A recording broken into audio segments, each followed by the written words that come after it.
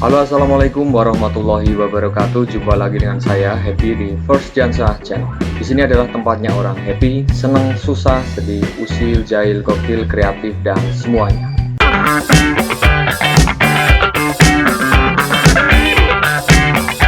Di video kali ini saya akan menyampaikan materi pembelajaran, yaitu materi fisika kelas 12 MIPA semester Gasal, yaitu tentang induksi magnetik. Tetapi sebelum lanjut ke video pembahasan, jangan lupa untuk selalu mensupport channel ini dengan cara like, comment, share, and subscribe, sehingga saya lebih giat dan semangat untuk membuat video-video pembelajaran berikutnya.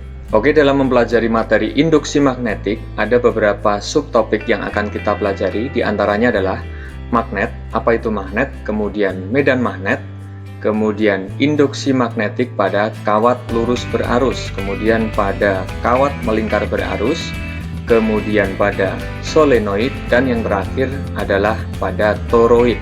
Supaya kalian lebih paham tentang induksi magnetik, simak terus videonya sampai habis. Oke, kita mulai. Yang pertama yaitu tentang magnet. Apa itu magnet? Mungkin kalau kalian ditanya tentang magnet, kalian akan menjawab, magnet adalah benda yang dapat menarik. Oke, jawaban itu tidak salah. Jadi secara definisi, magnet adalah suatu benda yang memiliki gejala dan sifat dapat mempengaruhi bahan-bahan tertentu yang berada di sekitarnya. Nah, mungkin kalian ketika masih sekolah di SD atau SMP, kalian pernah belajar tentang magnet. Untuk membuat magnet, kita punya diantaranya ada 3 cara. Yang pertama, dengan cara mengaliri dengan arus listrik. Jadi sifatnya dia tidak permanen atau sementara. Karena ketika arus listrik kita hilangkan, maka sifat magnet juga akan hilang. Kemudian yang kedua adalah menggosok dengan magnet permanen. Nah, cara ini mungkin kita pernah mempraktekannya. Jadi kita memiliki bahan logam, kemudian kita gosok dengan sebuah magnet permanen, baik itu magnet batang, magnet pu, atau magnet yang lainnya. Kemudian yang ketiga adalah dengan cara menginduksi, yaitu mendekatkan bahan magnet dengan magnet permanen, atau mungkin juga bisa dengan mendekatkan bahan logam yang dialiri arus listrik. Kemudian kita juga tahu cara untuk menghilangkan kemagnetan, diantaranya adalah yang pertama dipukul-pukul, ya. Kemudian yang kedua bisa kita bakar atau kita panaskan. Oke, lanjut. Selanjutnya tentang medan magnet. Medan magnet adalah ruang yang mengelilingi magnet, di mana magnet masih memiliki efeknya. Kekuatan bervariasi bergantung pada jarak, yaitu medan magnet pada suatu titik berbanding terbalik dengan kuadrat jarak dari magnet tersebut.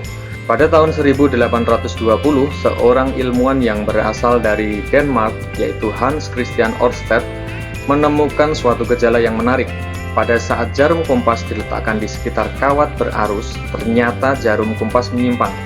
Kemudian disimpulkan bahwa di sekitar kawat berarus tersebut timbul yang namanya medan magnet. Nah, medan magnet yang disebabkan oleh kawat berarus ini disebut dengan induksi magnet. Jadi seperti ini gambarnya. Ketika kita memiliki sebuah kompas, di bagian tengah itu terdapat jarum yang menunjuk ke arah utara. Nah, ketika kita dekatkan dengan sebuah kawat, kemudian dialiri arus I di sini, maka jarum kompas tersebut akan mengalami penyimpangan arah seperti ini. Oke, lanjut. Dalam membahas materi induksi magnetik, kita menganut kaidah atau aturan tangan kanan, yang gambarnya kurang lebih seperti ini. Jadi kita menggunakan tangan kanan kita. Untuk penampangnya seperti ini. Arah garis medan magnetik yang terdapat di sekitar kawat berarus sesuai dengan kaidah tangan kanan atau aturan skrup putar kanan. Kaidah tangan kanan pertama yaitu arah ibu jari di sini menunjukkan arusnya atau arah arusnya. Kemudian untuk 4 jari lainnya di sini adalah menunjukkan arah medan magnetnya. Jadi saya ulangi, untuk arah ibu jari atau panah warna biru ini menunjukkan arusnya atau I-nya. Kemudian untuk panah warna merah ini adalah arah medan magnetnya atau disimbolkan dengan huruf B. Lanjut.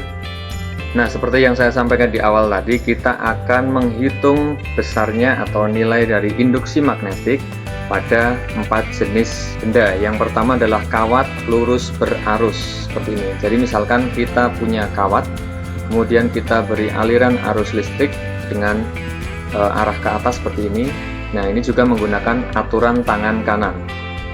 Oke, kaidah tangan kanan untuk kawat lurus berarus. Ibu jari adalah arah arus listrik. Kemudian 4 jari melingkar yang lainnya adalah arah medan magnetnya. Jadi seperti ini untuk penampangnya.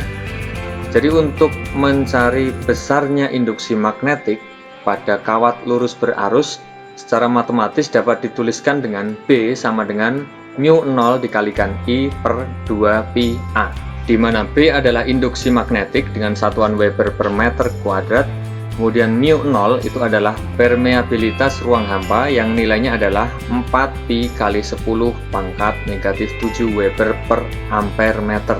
Kemudian I adalah kuat arus listriknya dengan satuan ampere di sini. Dan yang terakhir adalah A. A kecil ini adalah jarak titik P ke kawat dengan satuan meter. Jadi untuk A, kalau kita lihat pada gambar, A itu adalah jarak titik P. Jadi titik P di sini letaknya, kemudian jaraknya dari pusat lingkaran ini atau dari kawat ini. Oke, itu untuk mencari induksi magnetik pada kawat lurus berarus. Lanjut, yang kedua adalah pada kawat melingkar. Jadi sebenarnya kurang lebih adalah sama dengan yang pertama tadi, yaitu kawat lurus. Cuman bedanya di kawat melingkar itu kawat lurus kemudian dilengkungkan sehingga membentuk sebuah lingkaran. Nah, untuk gambarnya seperti ini, gambar penampangnya. Ini masih menggunakan aturan atau kaidah tangan kanan. Kaidah tangan kanan untuk kawat melingkar berarus. Ibu jari arah medan magnet, kemudian 4 jari lainnya yang melingkar adalah arus listrik. Nah, jadi untuk tangan kanannya ini kebalikan dari yang kawat lurus berarus tadi. Saya ulangi, untuk yang kawat lurus berarus tadi ibu jari menunjukkan arah arus listrik. Kalau pada kawat melingkar, ibu jari menunjukkan arah medan magnetnya. Jadi berkebalikan. Oke, langsung saja untuk secara matematisnya, untuk mencari induksi magnetik pada kawat melingkar itu dapat dituliskan sebagai berikut. B sama dengan μ0 kali I, kemudian per 2A dikalikan N, di mana B adalah induksi magnetik dengan satuan Weber per meter kuadrat, kemudian μ0 adalah permeabilitas ruang hampa dengan nilai 4pi kali 10 pangkat negatif 7 Weber per ampere meter, kemudian I adalah kuat arus dengan satuan ampere. Selanjutnya adalah A, yaitu jarak titik pusat lingkaran ke kawat.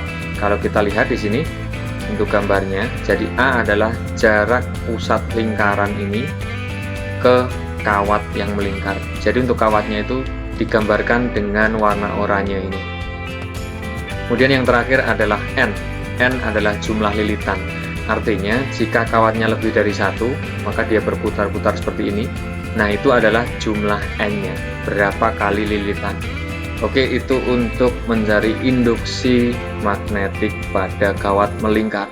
Kita lanjut. Nah, kemudian adalah solenoid. Nah, untuk solenoid ini juga pengembangan dari yang pertama dan kedua. Kalau yang pertama kawat lurus, ya, kawat lurus berarus kemudian dilengkungkan sehingga membentuk sebuah lingkaran menjadi kawat melingkar. Nah, untuk solenoid ini adalah terdiri dari beberapa lingkaran yang diputar. Untuk gambarnya seperti ini penampangnya. Jadi diputar berkali-kali membentuk sebuah solenoid, atau mungkin di kehidupan sehari-hari kalian bisa menjumpai contoh mudahnya seperti pada pegas atau pir. Nah, seperti ini gambarnya. Nah, untuk mencari induksi magnetik pada solenoid, ini nanti ada dua macam perhitungan. Yang pertama, untuk menentukan induksi magnetik pada pusat solenoid dan pada ujung solenoid. Yang pertama pada pusat, jadi tempatnya, ini gambarnya solenoid, kemudian di pusat, artinya berarti di sini, di tengah-tengah solenoid atau kumparan ini.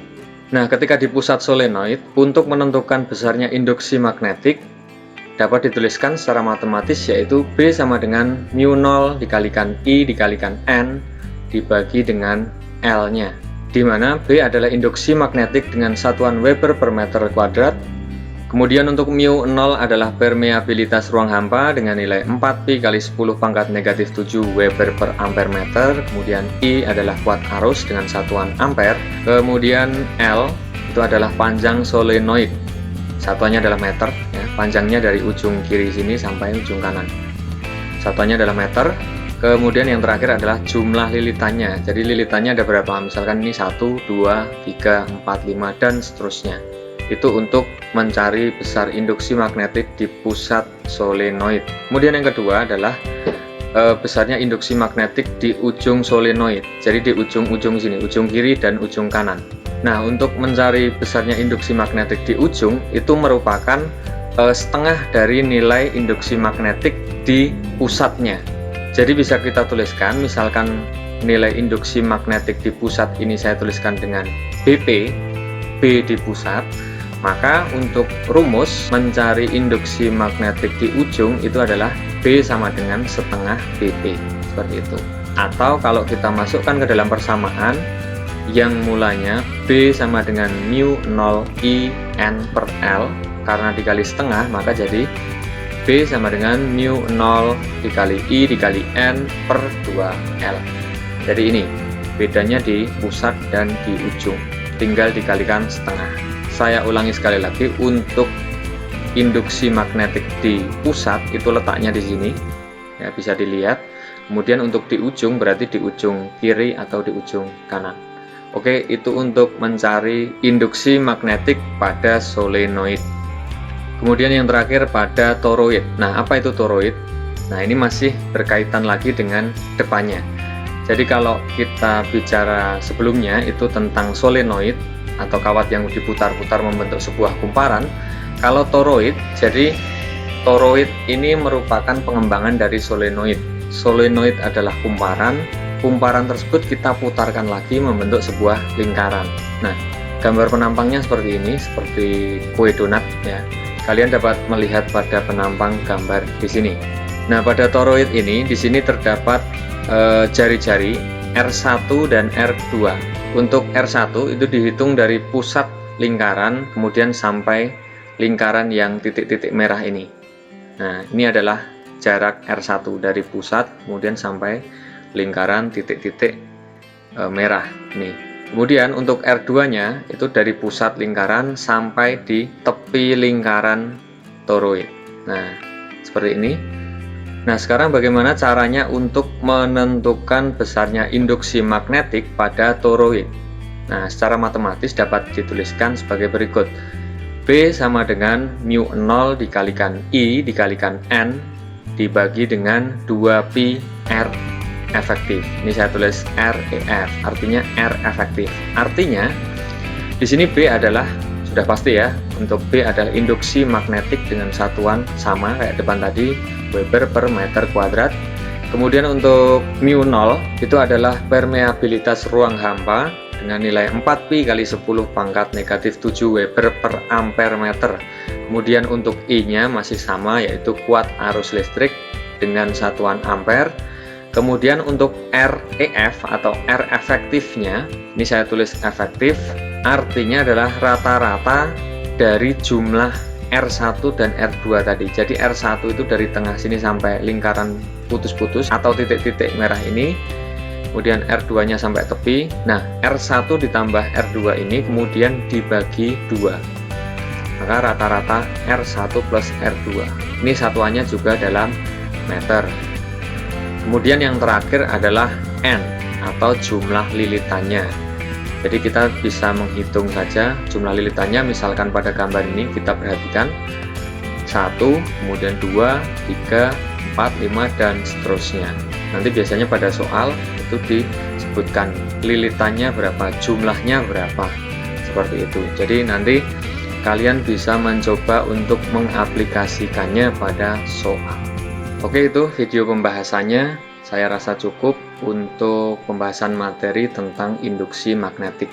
Silahkan jika kalian masih belum paham bisa ditonton berulang-ulang sampai kalian paham. Kemudian kalian nanti bisa mencoba dalam soal latihan.